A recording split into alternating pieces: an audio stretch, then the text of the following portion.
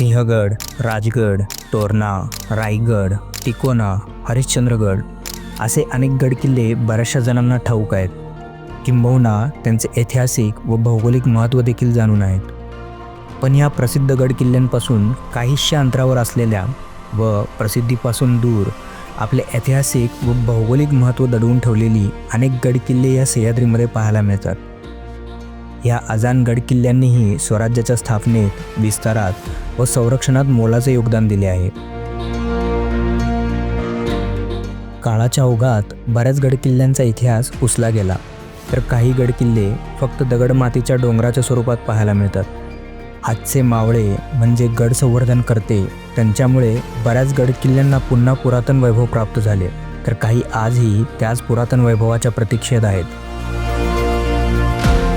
पश्चिम महाराष्ट्रातील बऱ्याच जिल्ह्यांमधील गडकिल्ल्यांची आपली भ्रमंती चालू असते. त्याच भ्रमंतीमध्ये आज आपण चाललो आहे अशाच एका प्रसिद्धीपासून दूर असलेल्या व स्वराज्याच्या संरक्षणात वापरात असलेल्या गडाकडे, जो सातारा जिल्ह्यातील मान तालुक्यात फलटणपासून अवघ्या 35 किलोमीटर अंतरावर स्थित आहे. तो म्हणजे वारूगड.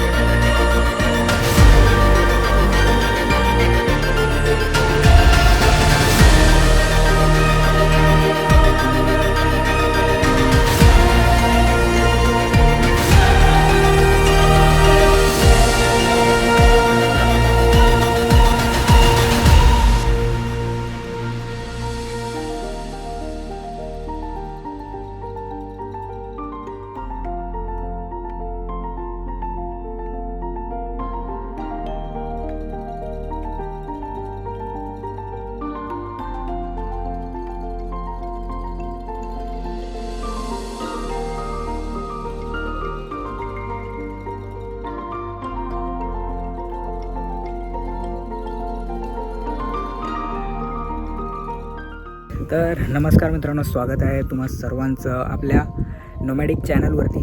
आणि आज आपण सह्याद्रीमध्ये भटकत आलेलो आहे वारूगडसाठी, जो की माझ्या मागे आहे. सकाळी जेमतेम 7 वाजता पुणे सोडलं होतं आणि थोडंसं शूट करत, नाश्ता, खूप निवांत आलो आहे. काही घाई नाही, गडबड नाही, सेम कुंभे वॉटरफॉलसारखं. कारण तुम्ही जर पाहिलात, जास्त मोठा ट्रेक ही नाही आहे, त्यासाठी 1-1.5 तासामध्ये तो उरकूनही जाईल. आणि थोडंसं ऊनही वाढत आहे उशीर झाल्यामुळे. तर चला सुरू करूया आजचा हा वारूगडसाठीचा ट्रेक. राजधानी साताऱ्यामधील पहिलाच अवघड असा गड सर केला, तो म्हणजे कमळगड. त्यानंतर जेमतेम 1 वर्षांनी प्रतापगड किल्ला केला. त्यामुळे आणखी काही गडकिल्ले सातारा भागात पाहत राहिलो. त्यातल्या त्यात चढाईसाठी सोप्या असणाऱ्या गडांवर जास्त भर दिला. तेव्हा साताऱ्यातील फलटण व मान तालुक्याच्या सीमेरेषेवरून सह्याद्रीची पूर्व पश्चिम धावणारी महादेव डोंगररांग आठवली व याच डोंगरांमध्ये असलेले व चढाईसाठी अत्यंत सोप्या श्रेणीतील वारूगड आठवला व एखादा रविवार पाहून निघालो वारूगडसाठी. मित्रांनो, इकडं समोर राहिला वारूगड आणि त्याच्या मागे हे विंड मिल्स. ॲक्च्युली माझ्यामध्ये सनसेटच्या टायमाला हा व्ह्यू खूप जबरदस्त दिसतो, पण आपण सनसेटपर्यंत तर इकडे थांबणार नाही. सूर्य आता माथ्यावरती आलेला आहे, ऑलमोस्ट 11:15 झालेले आहेत. रस्त्याची परिस्थिती थोडीशी बिकट आहे शेवटला. म्हणजे कसं बघा, 15 किलोमीटर आहे ना, 15 किलोमीटर थोडंसं आहेत थोडे कष्ट स्वतःलाही आणि गाडीलाही. बाकीचं तर मला एवढं काही वाटलेलं नाही. त्या पूर्ण 15 किलोमीटरमध्ये काही ठिकाणी रस्ता चांगला आहे, काही ठिकाणी जरा ऑफ रोडिंग आहे, असं आहे सगळं. काय जबरदस्त विंडमिल दिसतात यार, wind turbine. Oh my God, wow, beautiful. Suzlon, wow. काय लँडस्केप आहेत यार मित्रांनो. इथे समोरच दिसतो आपल्याला वारूगड आणि त्याच्या आजूबाजूला अशी दरी आहे. लोक खालच्या भागातून ट्रेक करती वरती येतात. तर मित्रांनो हा राहिला माझ्या लेफ्ट साईडला वारूगड, श्री भैरवनाथ देवस्थान किल्ले वारूगड.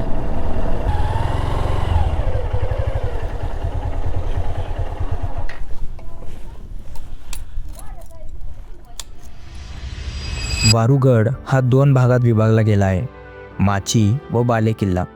गडाच्या बालेकिल्ल्यावरून आपल्याला माचीचा पसरलेला विस्तार पाहावयास मिळतो. रस्त्याने माचीवर प्रवेश करण्यापूर्वी दुरूनच गडाची तटबंदी आपले लक्ष वेधून घेते.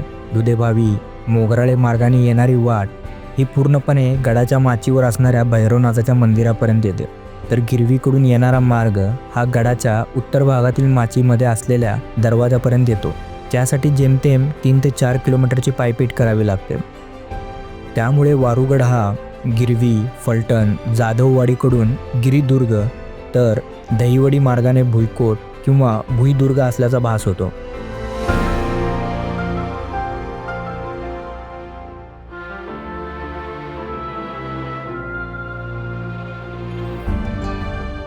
पण इकडे जे किल्ल्याच्या खालच्या भागामध्ये जे एक मंदिर आहे काळभैरवनाथाचं, तिथं गाडी पार्क केली आहे आणि तिकडनं पायवाट पकडून आपण हा पायरी मार्ग आहे, ह्या पायरी मार्गाने आपण वरती जाणार आहे गडासाठी.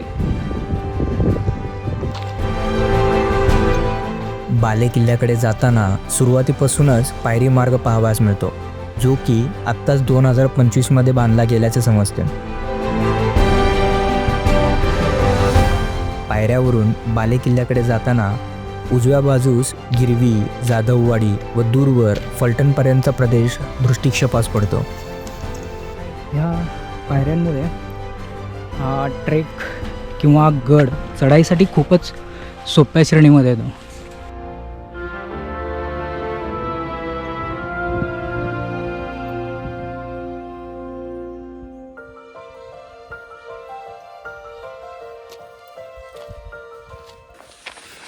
तर ह्या पायऱ्या चढून येताच काहीसा असा आपल्याला पुढे रॉक पॅच बघायला भेटतो, जिथून आपल्याला चढाई करून किल्ल्यासाठी जायचं आहे आणि इथेच किल्ल्यासाठीचा बुरुज दिसतो आहे.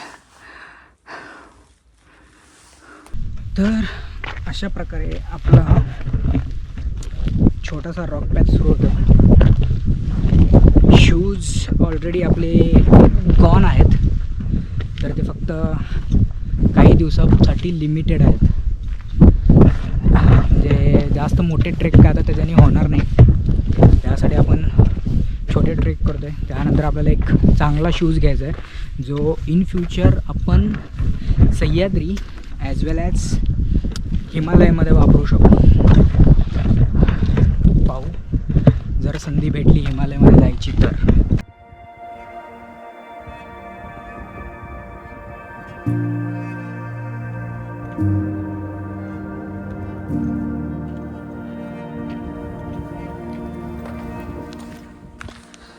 तर इकडच्या भागामध्ये आहे ना खूप सारे विंड टर्बाईन्स आपण येतानाही पाहिले मार्गामध्ये, इथेही दिसत आहेत समोर.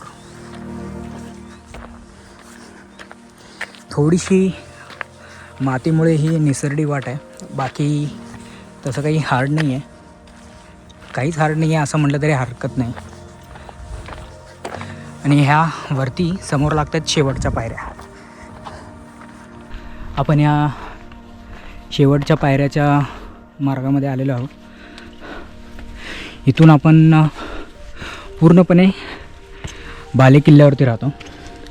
ॲक्च्युली या गडाचा विस्तार खूप आहे, तिथे बाबा पण बसलेले आहेत. असा हा पूर्ण गडाचा विस्तार आहे. म्हणजे आपण आजूबाजू फिरेल ना तर आपल्याला बऱ्याच साऱ्या गोष्टी इथे पाहायला भेटतील.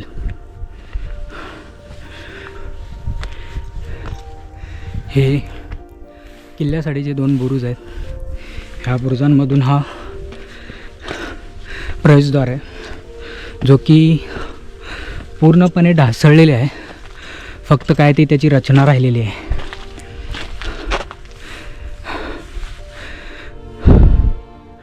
ह्या अशी वरच्या साईडला जी कमान असेल ती ढासळलेली आहे पूर्णपणे.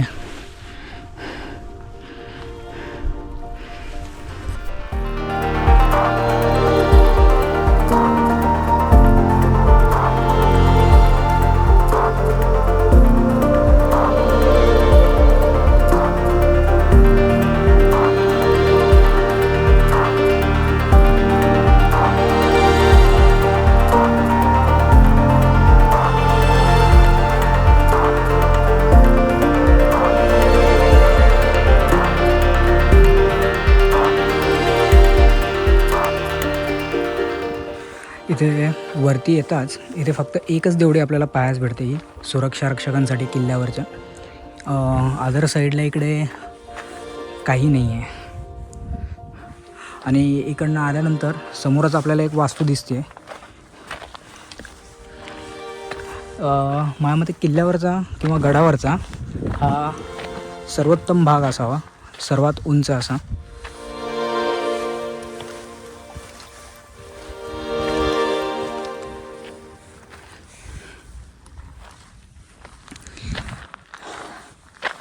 आपण आलो ते ह्या रस्त्याने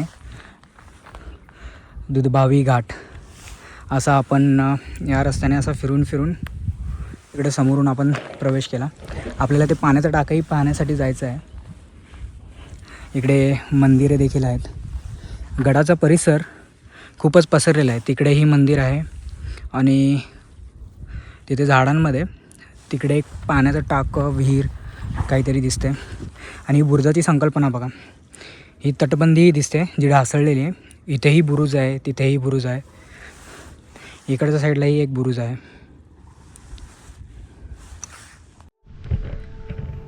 गडावरच्या कामांसाठी ही एक रेल इकडे दिसते, तिथून खालून वरच्या साईडला सामान आणण्यासाठी. आणि ही जी तटबंदी दिसते ही नवीन बनवली गेलेली आहे, ह्याच्यावरती कलरही दिला गेलेला आहे. आणि पाहूया आपल्याला बाले किल्ल्यावरच्या भागात काय काय पाहावयास भेटतं. आता जिथं आपण उभं आहे त्याला शक्यतो हा एक वाडा असावा पुरातन, जो आता पूर्णपणे ढासळलेला आहे. तर पाहूया पुढे अजून काय काय पाहायला भेटतं आपल्याला इकडे. बाले किल्ल्यावरती पोहोचताच आपल्याला एक मंदिरासारखं स्ट्रक्चर पाहावयास मिळतं. एक उद्ध्वस्त वाडा, तर एक विहीर ज्यामध्ये पाणी नाही, व एक छोटं पाण्याचं टाकं आणि एक दगडी जातही पाहायला भेटतं. इथे एखादी विहीर असावी शक्यतो, जी झाडांमध्ये पूर्णपणे लपली गेलेली आहे.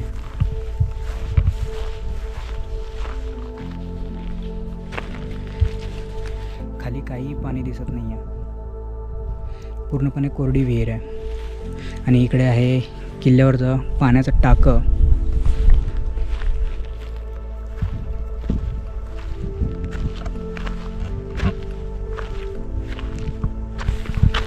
बेडूक भाऊ. इकडे पाण्याचं एक छोटंसं कुंड किंवा तलाव नाही म्हणता येत, पाण्याचं टाकं. पाहून आल्यानंतर इकडे एक बुरुज पाहावयास भेटतो, आणखी एक. आणि इकडूनच आपल्याला पायरीचा मार्ग पाहावयास भेटतो. या मार्गाने आपण किल्ल्यावरती, बाले किल्ल्यावरती ॲक्च्युली प्रवेश केला. तर इथं तर वरती फक्त ही तटबंदी दिसते, पाण्याची एक विहीर जी की पूर्णपणे कोरडी आहे, आणि एक पाण्याचं टाकं आणि एक मंदिरासारखं एक स्ट्रक्चर दिसतं तिकडे, ते एक पाहूया आपण.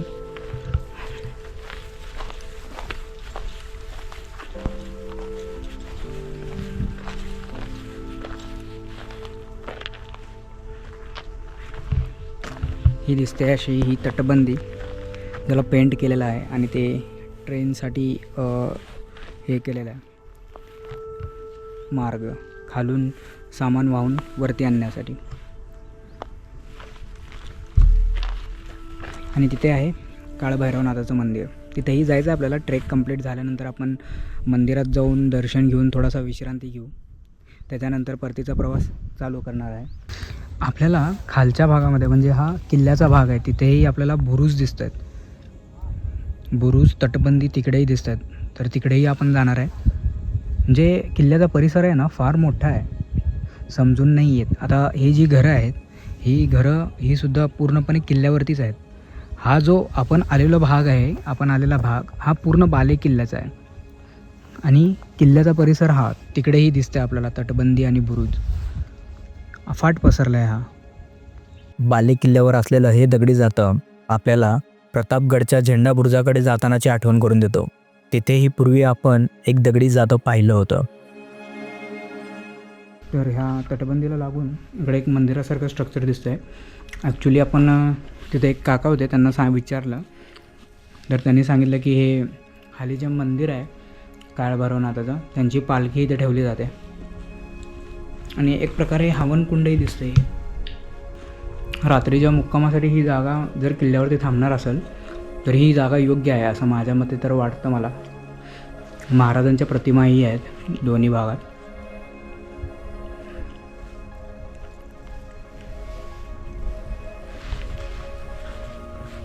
विजापूरहून होणाऱ्या स्वाऱ्यांना पायबंद बसावा, तसेच स्वराज्याची बाजू सुरक्षित व मजबूत व्हावी यासाठी छत्रपती शिवाजी महाराजांनी इसवी सन 1674 हा गड बांधला व त्याचबरोबर संतोषगड हा देखील उभा केला.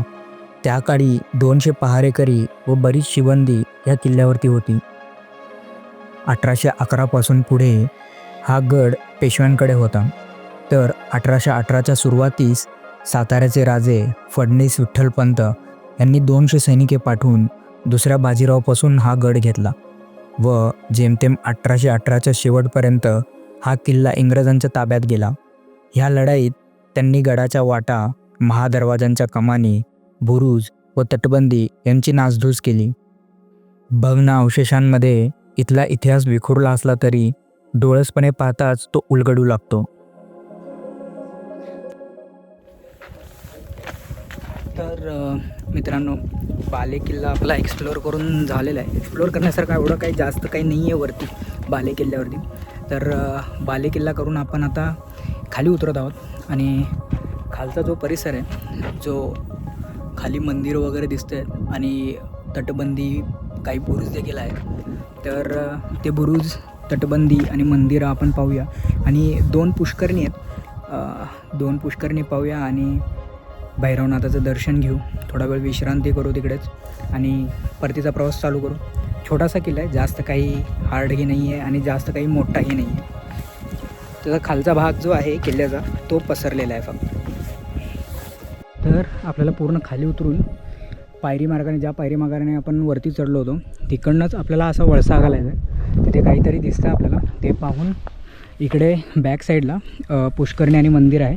ते पाहून असाच समोरून आपण समोरच्या साईडला एक पुष्करणी आणि मंदिर आहे ते पाहून आणि तिकडचा बुरुज, तटबंदी हे पाहून आपण काळभैरवनाथ मंदिरामध्ये जाऊ.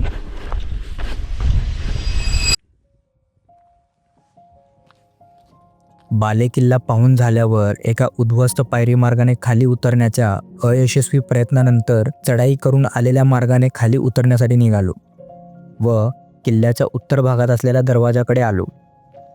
तर किल्ल्यावरून आपण खाली आलेलो आहे, बाले किल्ल्यावरून, आणि त्याच्या उजव्या बाजूने आपण एक भ्रमंतीच चालू करतो, एक फटका मारण्यासाठी फेरी. Just 1 walk. तर मित्रांनो, बाले किल्ल्यानंतर आपण ह्या पायऱ्या उतरल्या आणि तिकडनं आपण लेफ्ट साईडला टर्न मारला तर आपल्याला इकडे किल्ल्यासाठीचा प्रवेशद्वार भेटतो आहे. एक मॅप पाहिला मी, त्याच्यामध्ये लिहिलेलं होतं जाधववाडीकडच्या लोकांसाठी हा प्रवेशद्वार आहे, जाधववाडीकडनं येणाऱ्यांसाठी. आपण किल्ल्यावरती प्रवेश केला तो बिजवडी व मोगराळे येथून, जिथे गाडी पूर्णपणे किल्ल्याच्या दक्षिण भागात असलेल्या प्रवेशद्वाराकडून माचीवर असलेल्या भैरवनाथाच्या मंदिरापर्यंत पोहोचतं. तर उत्तर भागातील दरवाजाने गिरवी व जाधववाडीकडून ट्रेक करून माचीवरती यावे लागतं. तर इकडे प्रवेशद्वारातून वरती येतात, दोन्ही साईडला देवड्या पाहायला घडतात. हे आता सध्याला पूर्णपणे झाडींनी वेढलेले आहेत, नाहीतर इकडच्या प्रवेशद्वारातून वरती आल्यानंतर हे 2 देवड्या पाहायला मिळतात. प्रचंड गर्द झाडी वाढलेली तिकडे. आणि थोडंसं सांभाळूनच, कारण आपण सापाची कात पाहिल्यापासून आपल्याला थोडीशी धगधग धगधग धगधग सुरू आहे. आणि हाही दरवाजा सेम टू सेम जो वरचा दरवाजा होता त्याच्यासारखाच पूर्णपणे तुटलेला आहे.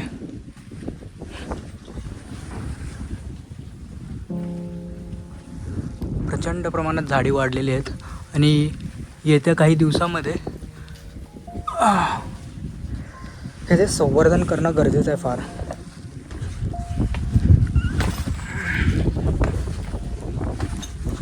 वा,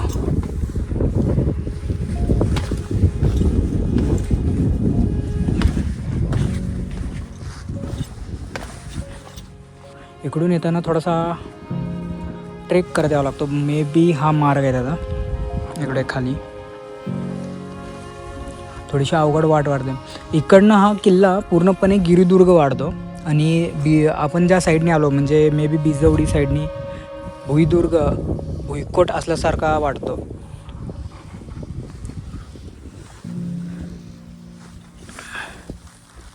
हे याचे बुरुज ही काळाच्या ओघामध्ये एक आहे बऱ्यापैकी आणि दुसरा जो आहे तो पूर्णपणे ढासळलेला आहे. तर जो जाधववाडीसाठीचा मार्ग आहे त्या मार्गामध्ये बसलेला आहे. थोडंसं गरम होत होतं, मस्त गारवा आहे या ठिकाणी, थंड वाढतं आहे फार. त्यासाठी थोडंसं विश्रांती घेऊन पाणी प्यावं आणि त्यानंतर इकडनं प्रवास सुरू करावा. किल्ला काय फारसा मोठा नाही, फक्त त्याचा जो खालचा परिसर आहे बाले किल्ल्याचा परिसर तर खूपच लहान आहे. बाकीचा परिसर अफाट मोठा आहे आणि जेमतेम काही गोष्टी पाहण्यासारख्या आहेत, ज्याच्यामध्ये बुरुज, तटबंदी, 2 मंदिर आहेत, ज्याच्यामध्ये एक मोठा जो आहे तो भैरवनाथाचं मंदिर आहे आणि एक खंडोबाचं मंदिर आहे. वरती भेटलेल्या काकांनी आपल्याला तसं सांगितलं होतं. आणि 2 पुष्करणी आहेत, त्याही आपल्याला पाहायचे आहेत. अजून जेमतेम अर्धा तास तरी लागेल. त्यासाठी थोडंसं हायड्रेट होऊन जाऊया, कारण पुढचा जो प्रवास आहे तो सगळा उन्हामध्ये आहे. जेव्हा आपण एक परिक्रमा बाले किल्ल्याला कंप्लीट करू, काळ भैरवनाथाच्या मंदिरामध्ये जाऊ, तेव्हा तो कंप्लीट होईल पूर्णपणे किल्ल्याचा परिसर बघून. मला भीती ही आहे, थंडावा जिथं असतो तिथे सरीसृप प्राणी असतात. त्यासाठी लवकरात लवकर पाणी पिऊन इकडनं गलटी मारू. महादेव डोंगर रांगेमध्ये बसलेला हा किल्ला वारुगड एखाद्या वारुळासारखा दिसतो. त्यासाठी शक्यतो याला वारुगड हे नाव ठेवलेलं असावं. आतासाठी इकडनं निघूया, खूप टॅनिंग होणार आहे आज. गडाचा उत्तर दरवाजा पाहिल्यानंतर पुढे निघालो ते माचीवरील पुष्करणी अर्थात पाण्याचे कुंड पाहण्यासाठी.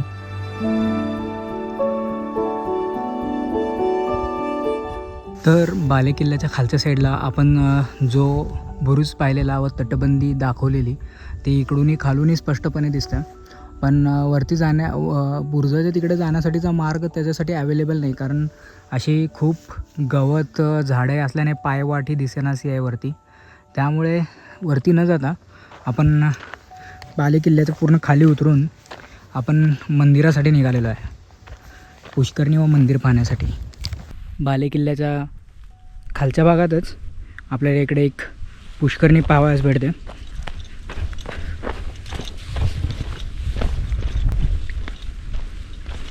असा काहीसा पाऊल मार्ग आहे, पायवाट आहे पुष्करणीसाठी. वाव, मस्त थंड वारा येतो इकडे. आणि ही राहिली पुष्करणी.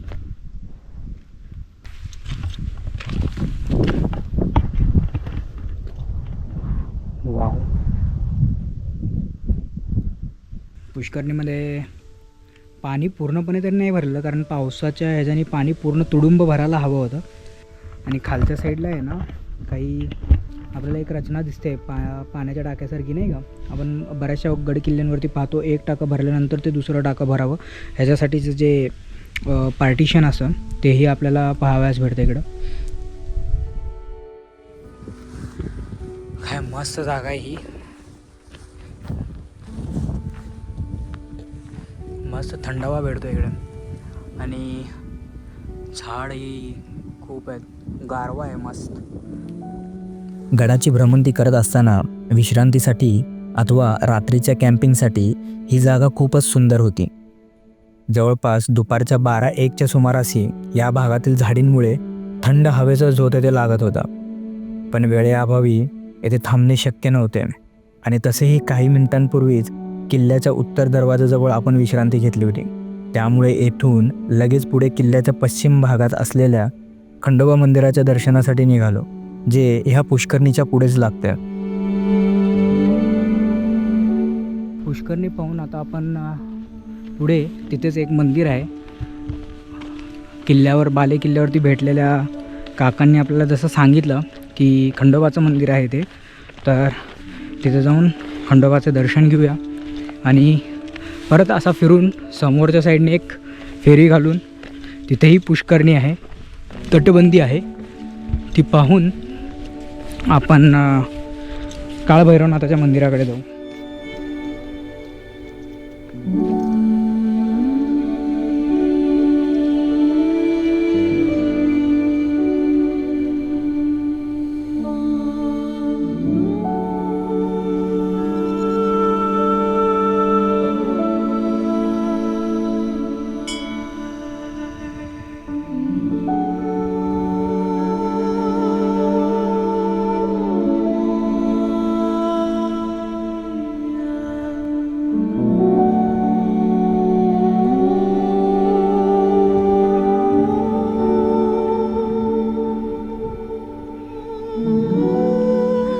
तर मित्रांनो, तिथे बाले किल्ल्यावरून आपण खाली उतरल्यानंतर डाव्या हाताला आपण वळण घेतला आणि तिकडनं एक सर्कल आपण कंप्लीट केला. तिकडं आपण एक प्रवेशद्वार पाहिला आणि तिकडनंच पुढे खंडोबा मंदिर आणि पुष्करणी पाहिली आणि हा परत आपण बिजवडीच्या रस्त्याला येतो, जिथून आपण बाले किल्ल्याच्या उजव्या साईडला वळलो होतो भैरवनाथाच्या मंदिराकडे. आता तिकडे आपल्याला जायचं आहे. तत्पूर्वी आपण इकडे फिरून इकडनं आपल्याला जो येताना गोमुखी महादरवाजा भेटला होता, गोमुखी दरवाजा, तिथे आपण आलेलो आहे. तिकडनं समोर एक तलाव देखील इथे पाहावयास भेटतं. आता इकडची झाडी फार वाढलेली आहेत, त्यासाठी थोडंसं सांभाळून आपल्याला जावं लागेल. खूप सुंदर असं रंगकाम वगैरे करून ठेवलेलं आहे याला.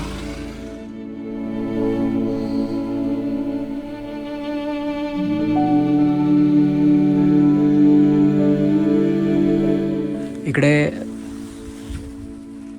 दरवाजा लावल्यानंतर जी फळी दरवाजाच्या मागे लावतात ती इथे पाहावयास भेटते आणि इकडं वरच्या साईडला आहे ना, दरवाजासाठीचे ते हेही भेटतात, ज्याच्यामध्ये दरवाजा पूर्णपणे लावलेला असेल, तो रोटेट होत असेल आणि बंद झाल्यानंतर हा इकडे एक लाकूड पूर्णपणे बंद करून ठेवायला. हा शक्यतो हा मुख्य रस्त्याने आहे ना, हा आतल्या बाजूस येतो गोमुखी. ओके, तर तो रस्ता आहे समोर पुढे.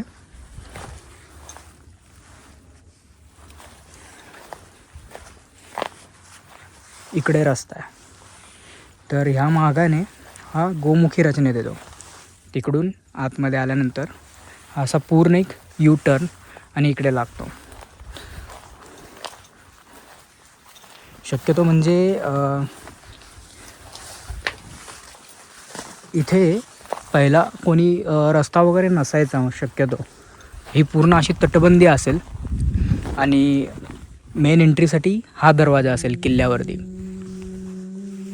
आणि हा आहे जिथून आपण एंट्री मारतो किल्ल्यासाठी, तिथेच आपल्याला हा एक मोठा तलाव देखील पाहायला भेटतो पाण्याचा. हे आत्तापर्यंतचं मी पाहिलेलं किल्ल्यातलं सगळ्यात मोठा तलाव आहे.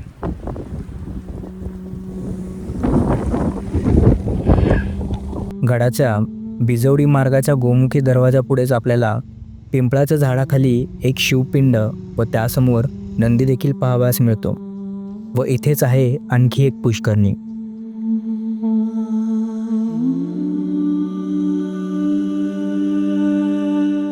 तर इथंच आपल्याला शंकराची पिंड आणि त्यासमोर नंदीही पाहायला भेटतो आहे आणि त्याच्याच मागे इथं आहे पुष्करणी. ॲक्च्युली इकडे गवत वाढल्यामुळे आहे ना एखादी अशी पायवाट वगैरे नाही आहे पुष्करणीला जाण्यासाठी, पण आपण असंच काही जास्त लांब नाही आहे तर इकडच्या इकडून जाऊया.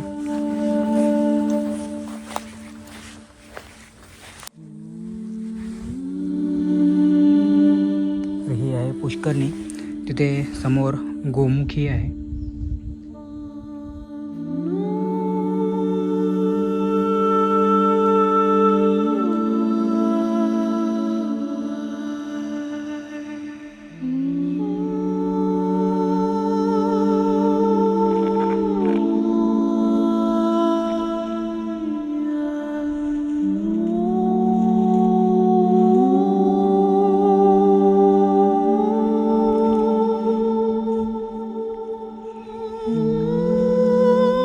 गडाच्या माचीवरील दुसरी पुष्करणी पाहून व शिवपिंडीचे दर्शन घेऊन निघालो किल्ल्यावरील सर्वात मोठे व सुंदर असे काळभैरवनाथ मंदिराकडे.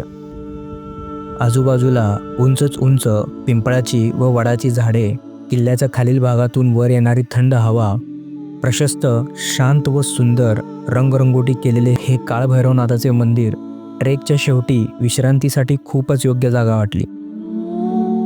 सकाळपासूनची पायपीट मंदिरात येऊन कुठे संपली. शांत एका ठिकाणी बसून शरीराला व मनाला थोडीशी विश्रांती मिळाली.